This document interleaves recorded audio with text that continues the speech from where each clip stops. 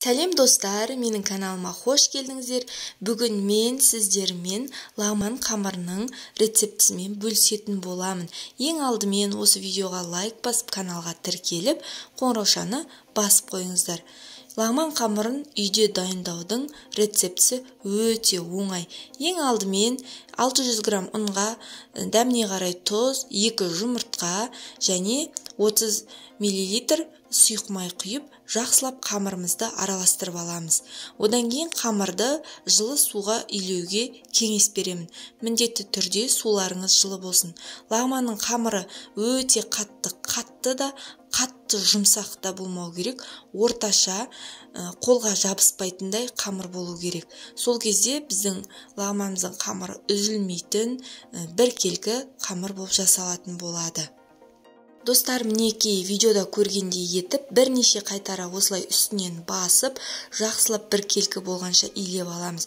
Одан кейін міне болғаннан кейін үстіне тамшылатып, аз ғана сұйық май құйып, тағы да бір-бір айналдырып қолмен басып шығамыз. Содан кейін пакетке орап 40-45 минутқа тындырып қойып қоямыз. Содан кейін барып біз қамырымызды созуға кірісетін боламыз.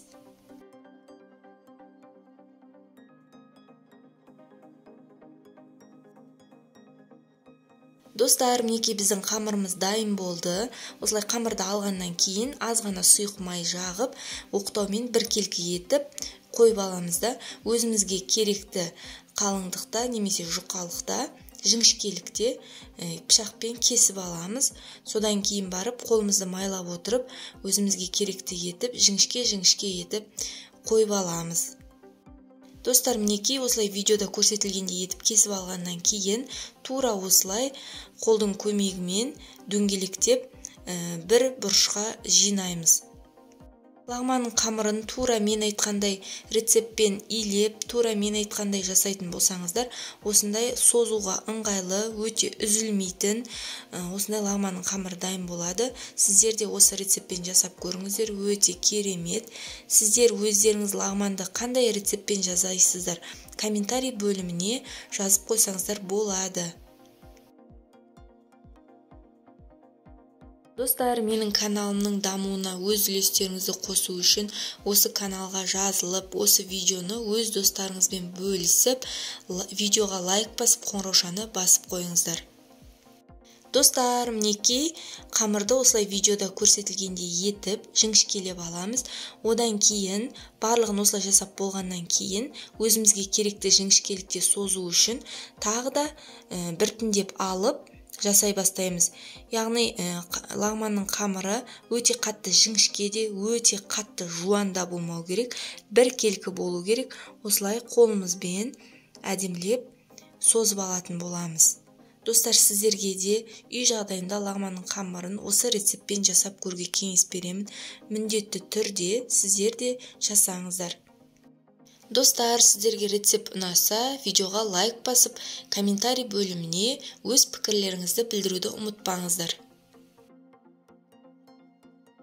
Достар, мен бүгінгі видео рецептімде осы лағманның тек қана қамырының жасалу жолы және пісіру ретімен бөлістім. Келесі кезекте қуырылған лағман және үй жағдайында дайындалатын лағмандардың рецептімен бөлісетін боламын. Сол үшін менің каналыма тіркеліп қойыңыздар. Келесіде шығатын рецепттерді ең бірінші болып көру үшін осы видеоға лайк басып, қоңыраушаны басып қойыңыздар. Мінекей қайнап тұрған суға дайын болған қамырымызды салып, бетін жауып қайнатып аламыз. Осылай бір қайнаған кезде шанышқымен арасын ашып-ашып жібереміз. Өте оңай ашылады. Тағы да қайнауға қалдырамыз.